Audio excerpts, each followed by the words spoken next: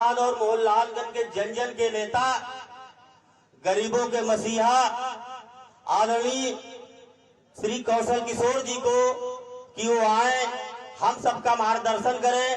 जोरदार तालियों से, जोरदार नारों से माननीय जी का स्वागत करें। बोले भारत माता की, भारत माता की। माननीय मंत्री। साथियों, बस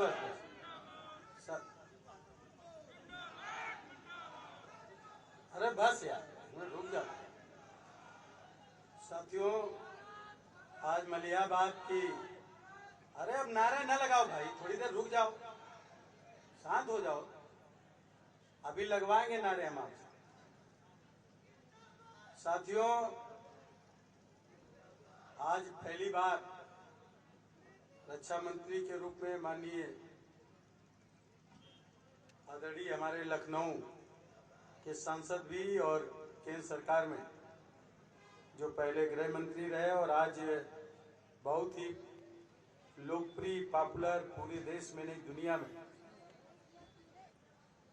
माननीय रक्षा मंत्री जी आदरणीय श्री राजनाथ सिंह जी, मैं उनका दिल के गहराइयों से अपनी तरफ से और आप सबका मलियाबाद की धरती पर स्वागत करता हूं, अभिनंदन करता हूं। हमारे बीच में आपकी प्रत्याशी और विधायक जयदेवी कौशल जी, कुंवर बलबीर सिंह जी,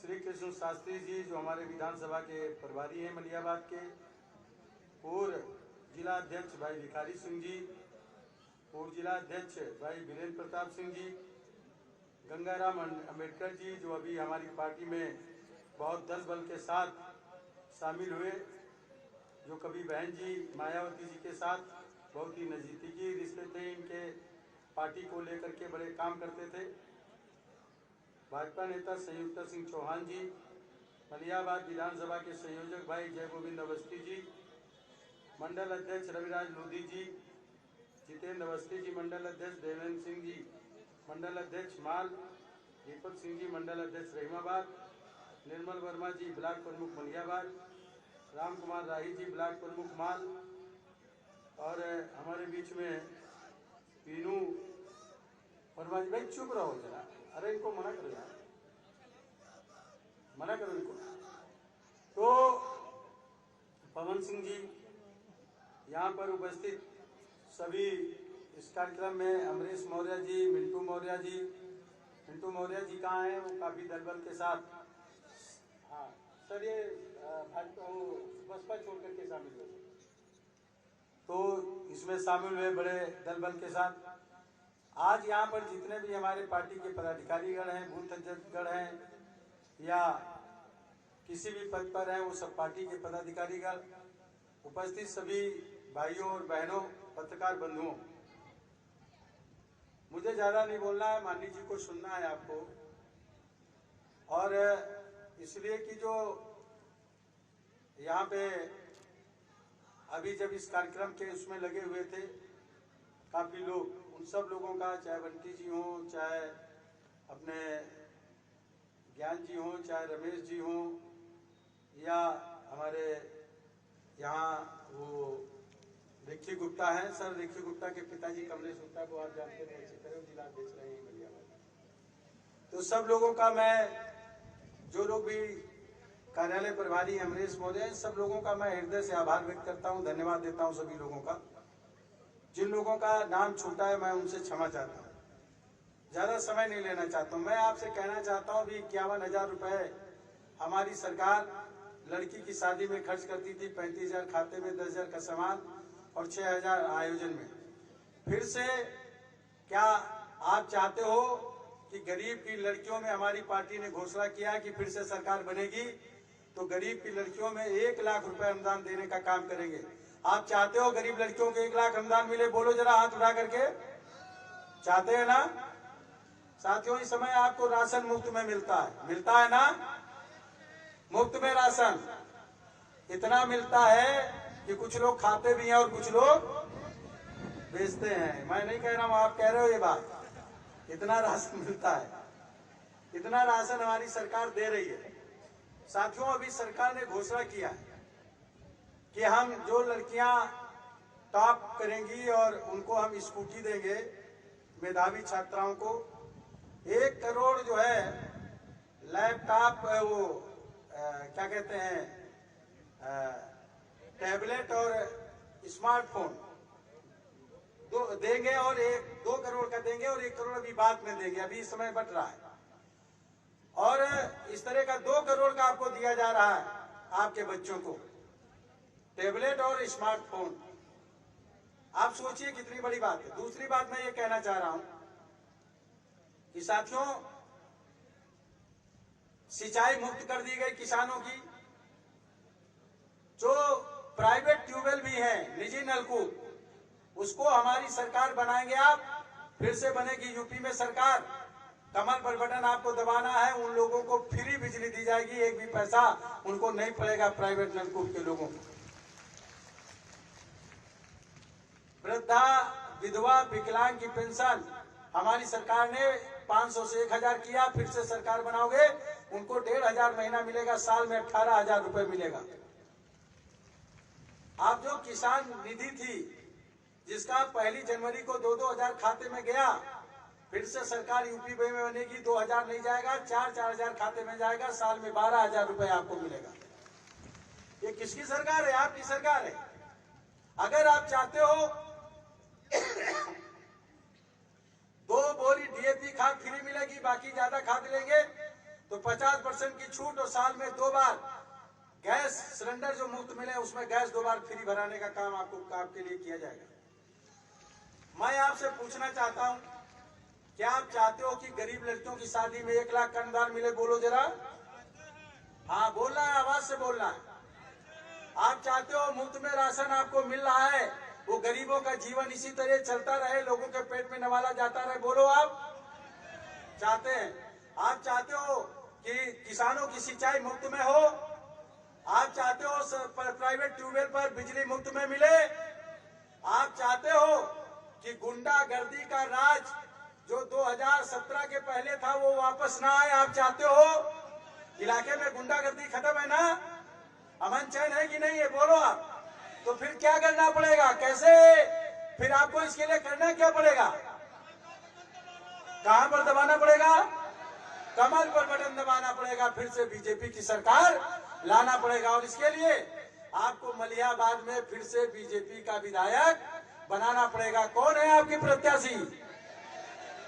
जय देवी जी को आप जिताइए। लखनऊ जनपद में, आसपास जिले में जहां कहीं भी रिश्तेदारी, नातेदारी, दोस्त यार मित्र हो, उनको व्हाट्सएप करो, फेसबुक करो, फेसबुक पर लिखो, ट्विटर पर लिखो, फोन करके कहो कि हमारे तरफ सब बीजेपी को वोट देना है, दे रहे हैं, आप भी बीजेपी को कमल पर वोट दीजिए। और निश्चित तरीके से कमल पर वोट देंगे तो फिर से बीजेपी की सरकार आएगी, ये सारी सुविधाएं मिलती रहेगी। एक बात और मैं सब कहना चाहता हूँ, बात अपनी खत्म कर रहा हूँ। आप जानते हो लक्ष्मी कमल के फूल पर बैठी है ना? आप पूजा करते हो, इबादत करते हो, ये सारी चीजें जो फ्री मिल रही वो लक्ष्मी बच रही है आपके घर में, धन बच रहा कि नहीं बच रहा? बताओ आप। बच रहा है। राशन मिल रहा, नहीं खरीदना पड़ रहा, पैसा बच रहा है, इलाज के लिए पैसा बच रहा है, सारी चीजें आपके लिए बच रही है, पैसा बच रहा है, यही तो लक्ष्मी है। कमल के फूल पर लक्ष्मी बैठती है, साइकिल पर, पंजे पर और हाथी पर नहीं बैठती है, ध्यान रखना। इसलिए आपको कमल पर वोट देने का काम करना है, ये ध्यान में रख करके आप सब लोग करिए। मानी जी के बारे में एक बात मुझे कहना है। मानी जी जब गृह मंत्री थे तो पाकिस्तान के अंदर हमारे किरण रिजिजू जी थे राज्य मंत्री, उनको जाना था, आतंकवादी वहां फायर करने लगे, फायर कर रहे थे। मानी राजनाथ जी ने कहा कि नहीं, अब तुम नहीं जाओगे, मैं जाऊंगा। पाकिस्तान के अंदर गए और जब वो आतंकवादी दूर से फायर कर रहे थे, गोले दाग रहे थे, माननीय रक्षा मंत्री जी ने कहा मुझे रोड से 4 पहिया वाहन से इनके सामने से लेकर के चलो, देखें इनकी हिम्मत है मेरे ऊपर गोली चलाने की, बम दागने की। डर गए आतंकवादी, डर गई पाकिस्तान की सरकार। माननीय राजनाथ जी की हिम्मत से आगे वो नतमस्तक हो गए और उसके बाद में वो इतना डर गए कि वो सामने से ले जाने के बजाय हेलीकॉप्टर से माननी जी से रिक्वेस्ट करके ले गए कि नहीं, हेलीकॉप्टर से ही ले गए, वरना माननी जी यही करके गए थे कि हम सामने से चलेंगे, देखे कैसे आतंकवादी गोली चलाने की हिम्मत जुटाते हैं। आज वो आपके बीच में माननी जी आए। एक बार माननी जी के लिए दोनों हाथ उठा करके जिंदाबाद बोलिए। माननीय रक्षा मंत्री राजनाथ सिंह जिंदाबाद। माननीय रक्षा मंत्री जी राजनाथ सिंह जिंदाबाद। माननीय जी की मेहरबानी हमारे क्षेत्र पर, हमारे लोगों पर विशेष रहती है। मैं उनका आभार व्यक्त करता हूं, धन्यवाद देता हूं इसके लिए। हम आपसे कहना चाहते हैं कि जो है आप सब लोग, माननीय जी आपके बीच में आए, आप तालियों से आप स्वागत करेंगे, गड़गड़ाहट से तालियों की लगातार स्वागत करेंगे। मैं अपनी बात को यहीं पर समाप्त करूंगा और अब माननीय जी की बात को आप सुनेंगे। धन्यवाद।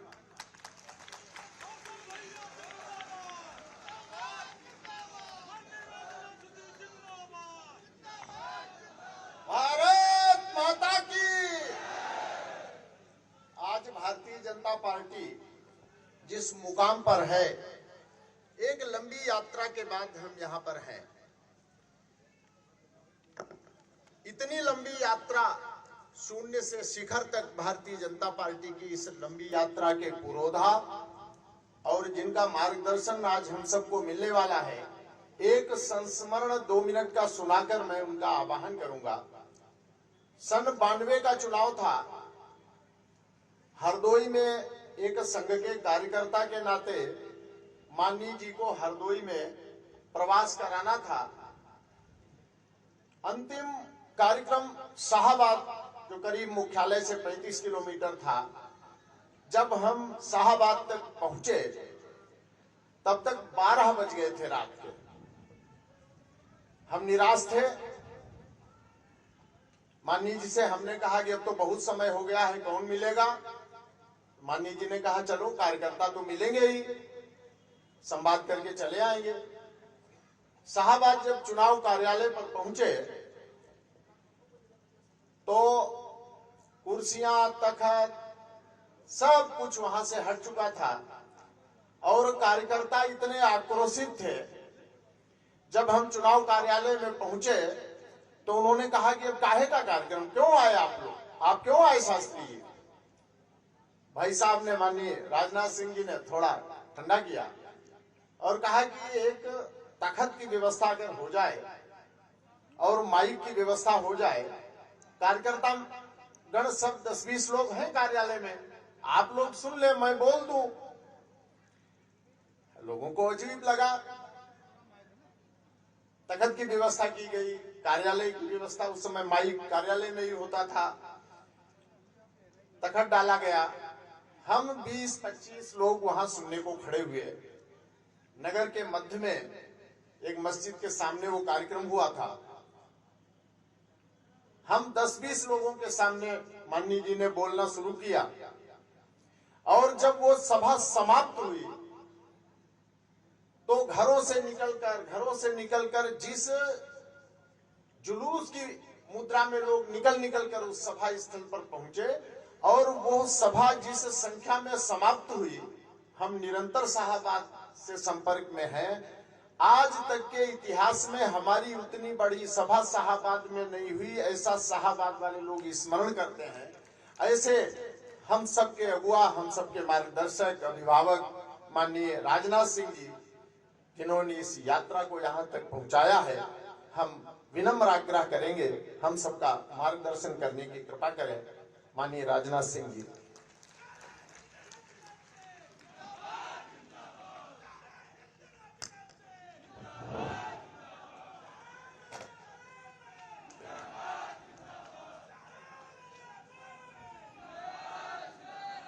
इस संसदीय क्षेत्र के सांसद और भारत सरकार के शहरी एवं आवास राज्य मंत्री श्रीमान कौशल किशोर जी और यहां की प्रत्याशी श्रीमती जय देवी कौशल जी, जिन्होंने अभी अभी भारतीय जनता पार्टी की सदस्यता स्वीकार की है, समाजवादी पार्टी से त्याग पत्र देकर, ऐसे आदरणीय बलवीर सिंह जी, मंच का संचालन कर रहे श्री कृष्ण जी शास्त्री और हमारे पूर्व जिलाध्यक्ष श्री भिखारी सिंह, श्रीमान गंगा राम जी अम्बेडकर, श्री वीरेंद्र प्रताप सिंह जी पूर्व जिलाध्यक्ष, श्रीमती संयोगिता सिंह चौहान, श्री जय गोविंद जी अवस्थी, श्री रविराज लोधी, श्री जितेंद्र अवस्थी, श्री देवेंद्र सिंह, श्री दीपक सिंह, श्री निर्मल वर्मा ब्लॉक प्रमुख और श्री राम कुमार राही ब्लॉक प्रमुख, मीनू वर्मा, मूलचंद यादव। इस सभा में मौजूद मेरे सभी सम्मानित बहनों एवं भाइयों, आप लोग ठीक ठाक हैं? वजह में दुरुस्त हैं? कोई दिक्कत तो नहीं है? वाह, क्या पूछना, सब आनंद है? तो मैं चलूं? बहनों भाइयों, श्रीमती जय देवी को बोलते हुए पहली बार मैंने सुना, पहली बार सुना।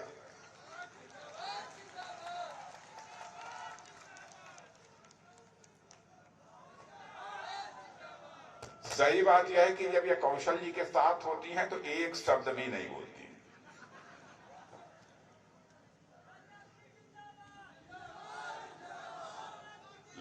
लेकिन आज जब वो बोल रही थी तो मैंने देखा कि ये तो कौशल जी को भी ललकार सकती हैं, ऐसी महिला है जो आपकी प्रत्याशी है।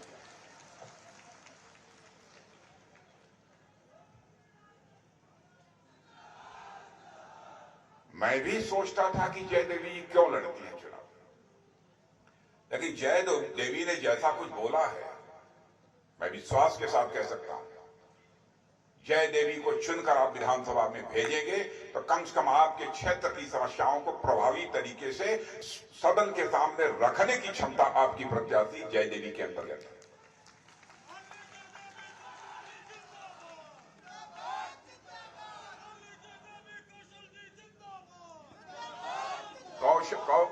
कौशल जी का तो बाद में देखा जाएगा, कौशल जी का तो बाद में देखा जाएगा, लेकिन इस बार तो हम लोगों को जय देवी को पहले से ज्यादा बम्पर वोटों से जिताना है। बहनों भाइयों, यदि आप सहमत हैं तो एक बार तालियां बजाकर ये बता दीजिए कि पहले से भी ज्यादा मतों से विजय दिलाएंगे।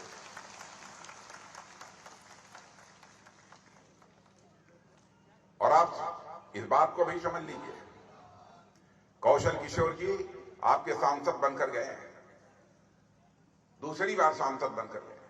आप लोगों का अंदाज नहीं होगा, पूरे जहां पर 550 सांसद बैठते हैं संसद के अंदर, बड़े मजबूत और बड़े ताकतवर नेताओं में आपके सांसद कौशल किशोर जी की गणना होती है। बहनों भाइयों, आप सबको नाज होना चाहिए।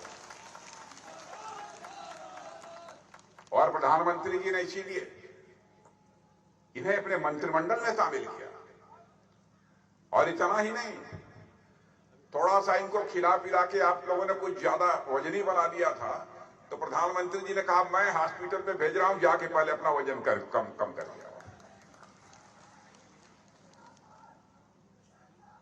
मैंने इस सीमा तक इस देश का प्रधानमंत्री भी कौशल किशोर जी की चिंता करता है। आप सब सौभाग्यशाली हैं मेरे बहनों भाइयों। जहां तक भारतीय जनता पार्टी की सरकार का सवाल है, 5 वर्षों से पिछले योगी आदित्यनाथ जी के नेतृत्व में आप भारतीय जनता पार्टी की सरकार को काम करते हुए देख रहे हैं। विकास हुआ है कि नहीं हुआ है, मुझसे बेहतर आप जानते हैं। मैं तो अच्छी अच्छी बातें बोलूंगा ही, लेकिन आपको मालूम है। लेकिन इस सच्चाई को आप समझ लीजिए, विकास की पहली शर्त होती है कानून और व्यवस्था का चुस्त दुरुस्त होना।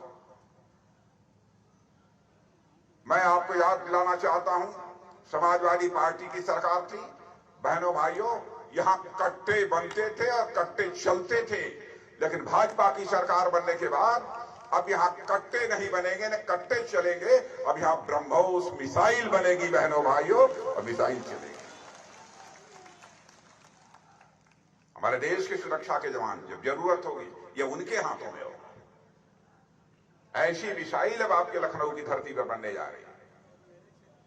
और यह भी आपको जानकर खुशी होनी चाहिए, ब्रह्मोस मिसाइल होती क्या है?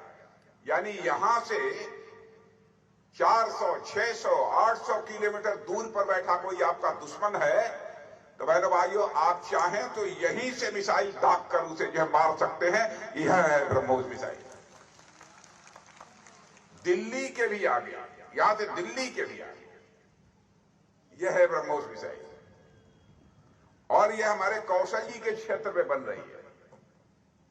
आप जाकर देख लीजिए, वहां कुछ बनने लगा, अभी शुरू हो गया है काम भी अब शुरू हो गया है। यानी अब इस उत्तर प्रदेश की धरती पर गोली ही नहीं बनेगी, बल्कि अब गोला बनेगा। बहनों भाइयों, उत्तर प्रदेश का विकास इतनी तेजी के साथ हुआ है। कई बातें और मैं आपको बतलाना चाहता हूं, भारतीय जनता पार्टी का चरित्र है, हम जो कहते हैं वह करते हैं। हमारे प्रेस के मित्र यहां पर खड़े हैं सारे लोग, मैं इनसे भी कहूंगा 2014 का हम लोगों का घोषणा पत्र निकाल कर देख लीजिए। उस समय पार्टी का राष्ट्रीय अध्यक्ष मैं ही था। 2019 में भी यह घोषणा पत्र तैयार हुआ तो प्रधानमंत्री जी ने कहा कि राजनाथ जी ही यह घोषणा पत्र को देखेंगे। नाप तौल के हम चीजों को लिखते हैं, जो हम कर सकें वही अपने घोषणा पत्र में लिखते हैं, जो नहीं कर सकते हैं हम उसे नहीं लिखते हैं। और मैं दावे के साथ कह सकता हूं बहनों भाइयों, जो हम लोगों ने कहा था वह करके दिखाया है। अब जैसे हम लोगों ने कहा था जम्मू कश्मीर की धारा 370 संसद में बहुमत मिलते ही हम चुटकी बजाकर समाप्त कर देंगे, कहा था 60-70 साल पहले। यूं ही हमको संसद में बहुमत मिली बहनों भाइयों, चुटकी बजाकर हमने जम्मू कश्मीर की धारा 370 को समाप्त कर दिया। और जम्मू कश्मीर का वही दर्जा है जो आज हिंदुस्तान के अन्य राज्यों का दर्जा है। हम लोगों ने कहा था 84 में, जिस दिन हमारी सरकार बनेगी, हम ऐसी परिस्थितियां पैदा करेंगे कि अयोध्या की धरती पर भव्य राम का मंदिर बनकर रहेगा। बहनों भाइयों, आज जाकर देख सकते हो आप, अयोध्या की धरती पर भव्य राम का मंदिर बन रहा है।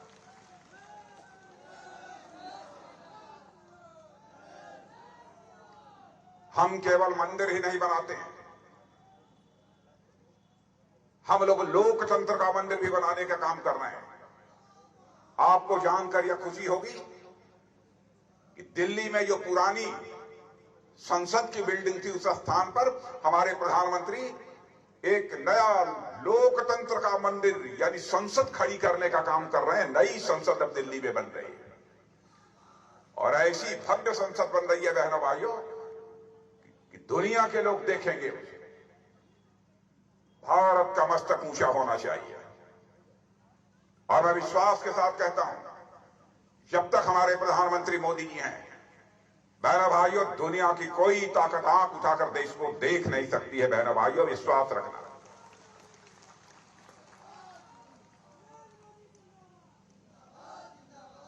भारत का मैं गृह मंत्री था। उरी और पुलवामा कश्मीर में पाकिस्तान से आकर आतंकवादियों ने हमारे पैरामिलिट्री फोर्सेस के जवानों पर कायराना हमला किया, वो शहीद हुए हमारे जवान। उसके बाद प्रधानमंत्री जी ने 10 मिनट के अंदर हम लोगों के साथ बैठकर फैसला किया और उसके बाद हमारे सेना के जवान पाकिस्तान की धरती पर जाकर सर्जिकल स्ट्राइक और एयर स्ट्राइक करके आतंकवादी ठिकानों का सफाया कर दिया। बहनों भाइयों, यह है ताकत भारत।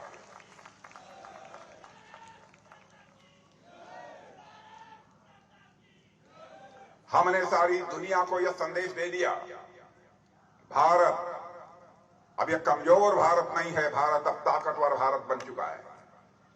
भारत की तरफ यदि कोई आंख उठाकर देखने की कोशिश करेगा तब बाउंड्री के इस पार भी मार सकते हैं और जरूरत हुई तो बाउंड्री के उस पार भी जाकर मार सकते हैं।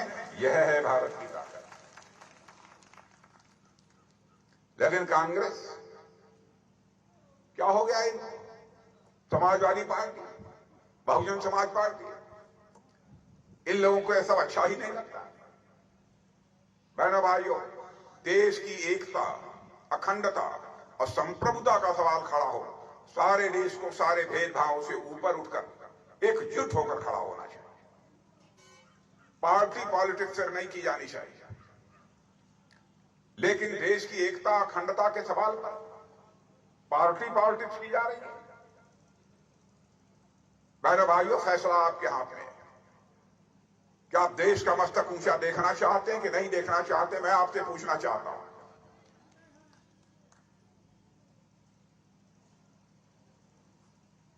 और क्या क्या कहते हैं, गलवान में भारत और चीन की सेना के जवानों के बीच आमना सामना हुआ, संघर्ष हुआ। कांग्रेस के नेता कहते हैं चीन के जवान कम मारे गए और भारत के सेना के जवान ज्यादा मारे गए। जो चीन कहेगा उसको मान लेंगे। लेकिन दूसरा देश ऑस्ट्रेलिया के एक अखबार ने लिखा है, बहनों भाइयों, पूरी खोजबीन करने के बाद लिखा है, भारत और चीन के सेना के जवानों के बीच गलवान घाटी में जो मुकाबला हुआ था, वहां पर 38 से लेकर 50 लोग चीन के सेना के जवान मारे गए थे, भारत के सेना के जवान नहीं। ये लिखा है। हमारे भी जवान शहीद हुए थे, लेकिन इतनी बड़ी संख्या में शहीद नहीं हुए। लेकिन भारत की 1 इंच जमीन को हम लोगों ने चीन को कब्जा नहीं करने दिया। यह है भारत की ताकत। भारत तेजी के साथ मेरे बहनों भाइयों आगे बढ़ रहा है। क्या नहीं किया है यहां की सरकार ने? और मैं तो कहता हूं कि योगी जी ने जो यहां कानून और व्यवस्था की स्थिति सुधारी है, उसी कारण विकास का चक्का तेजी के साथ चलने लगा है। यानी कानून और व्यवस्था के हालात दुरुस्त न होते तो शायद यह विकास का चक्का इतनी तेजी के साथ न चलता। और आप सबको जानकारी है, पता नहीं योगी जी कहां से बुलडोजर ले आए।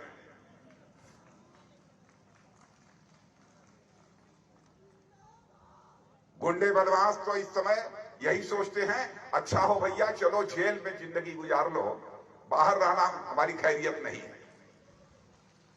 कोई आपको परेशान वगैरह नहीं करता, कोई परेशान तो नहीं करता है, क्या करता है? माताएं बहने बताएं, आप लोगों को कोई परेशान करता है? नहीं ना, अब सब ठीक ठाक है। लेकिन आप लोग गुंडे बदमाशों से मिलने तो नहीं जाते जेल? नहीं, मैं जानता हूं आप लोग।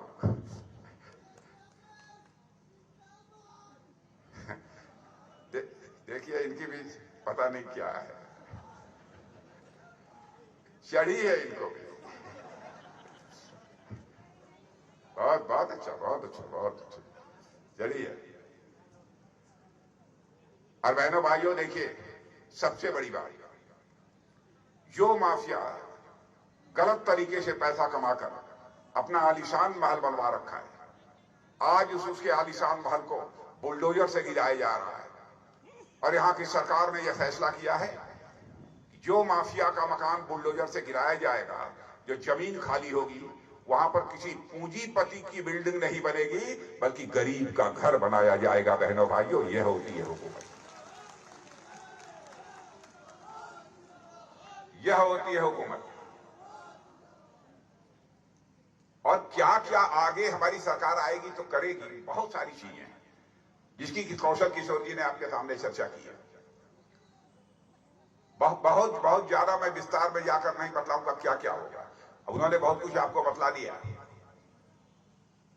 हम लोगों ने बहुत कुछ किया है और आगे भी करेंगे।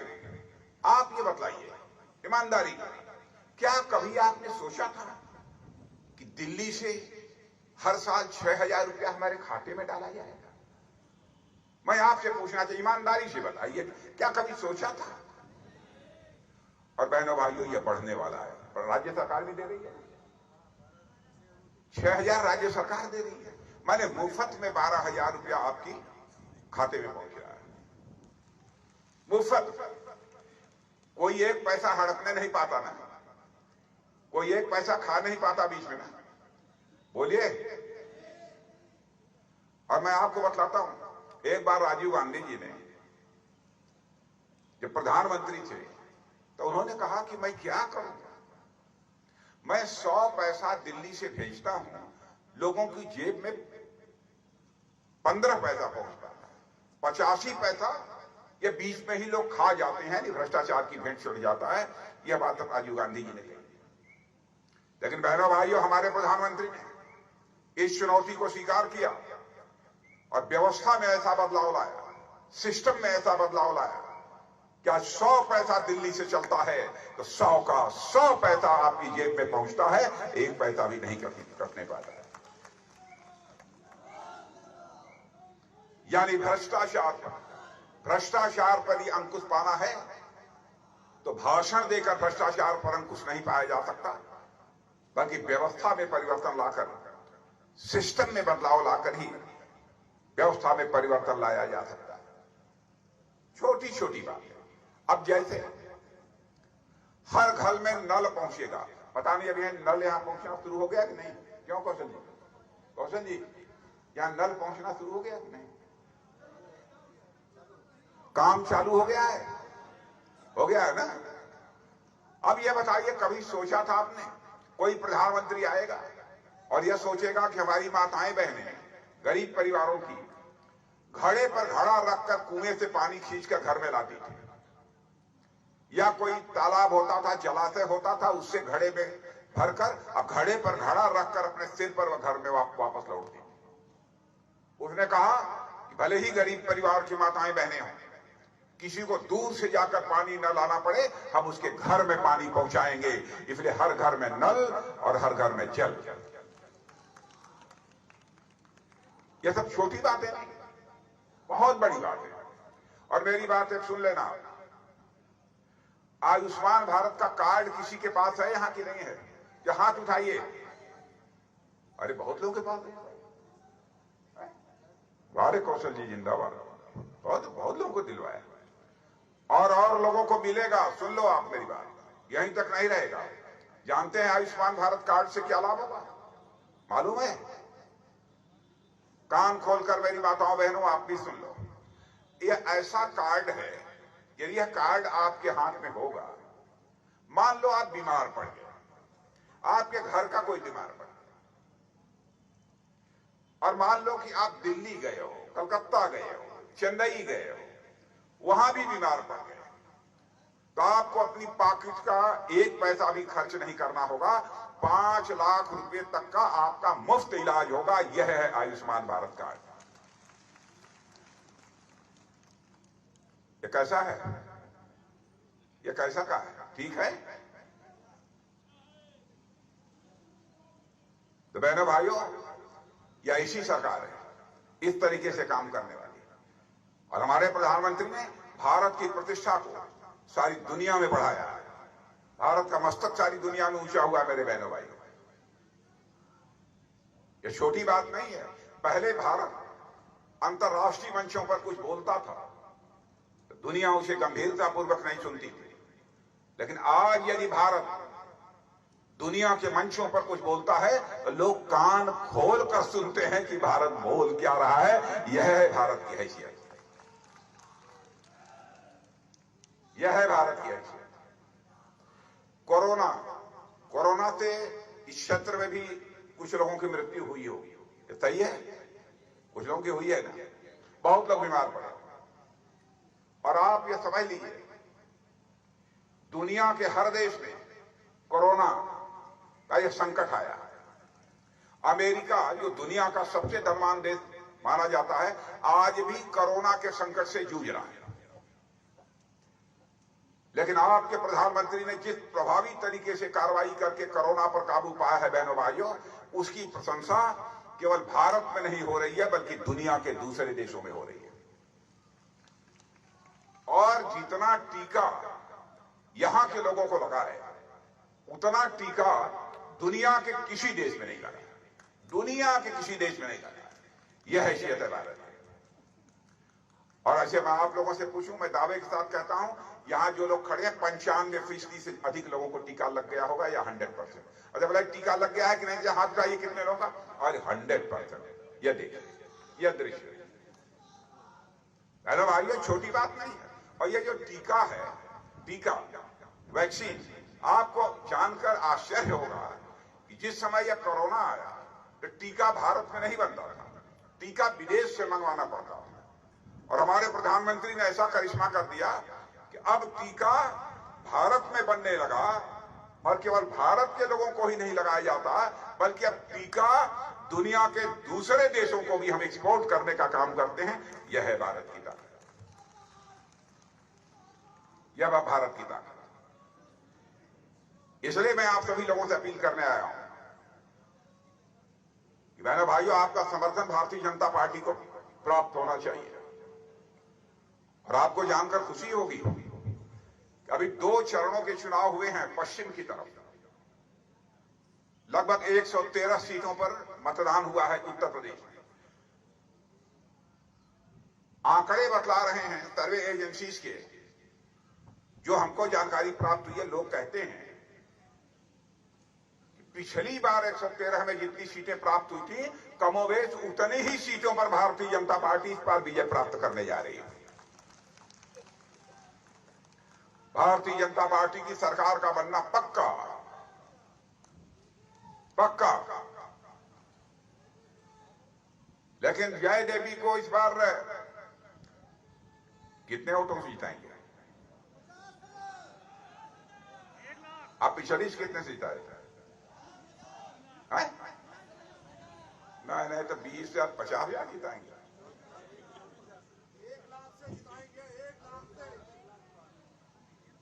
नहीं, आप लोग बोलते ज्यादा है, करते कम है। आप लोग बताइए तो मैं चला जाऊंगा। आप लोग बताइए,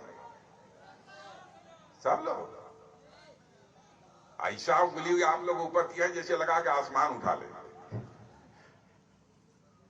बहनों भाइयों, यदि आपने 1 लाख कहा है तो मैं यह मानकर जा रहा हूं कि कम से कम मलिहाबाद है, यहां का आम बहुत मशहूर होता है। और आपका आम यही नहीं, सारी दुनिया में आपका आम बहुत ही मशहूर होता है। और पूरे अवध में एक कहावत मशहूर है, दाल अरहर की खटाई आम की। दाल अरहर की खटाई आम की, तोले भर घी रसोई राम की। यह कहावत प्रचलित है कि नहीं? मालूम है? कितने लोग कहावत मालूम है? ऐसा कोई नहीं है कि जो मलिहाबाद का आम न खाता। मलिहाबाद का आम दिखाई देता है, लोग टूट पड़ते हैं। और यह आम आप ही पैदा करते हैं। 30,000 हेक्टेयर में यहां पर आम पैदा किया जाता है। भारत के अंदर कहीं पर इतने बड़े क्षेत्रफल में आम नहीं पैदा किया जाता है। और बहनों भाइयों, आपका क्षेत्र का नाम केवल भारत तक ही नहीं है, आप भारत के बाहर चले जाइए तब भी मलिहाबाद का आम लोग कहते हैं, मैंगो ऑफ मलिहा। इस क्षेत्र का इतना बड़ा नाम है, इसीलिए मैं कहता हूं इसका नाम डूबना नहीं चाहिए। और आप लोग भारी मतों से जय देवी को जिताइए। और बेटा जरा नारा लगा दो तो।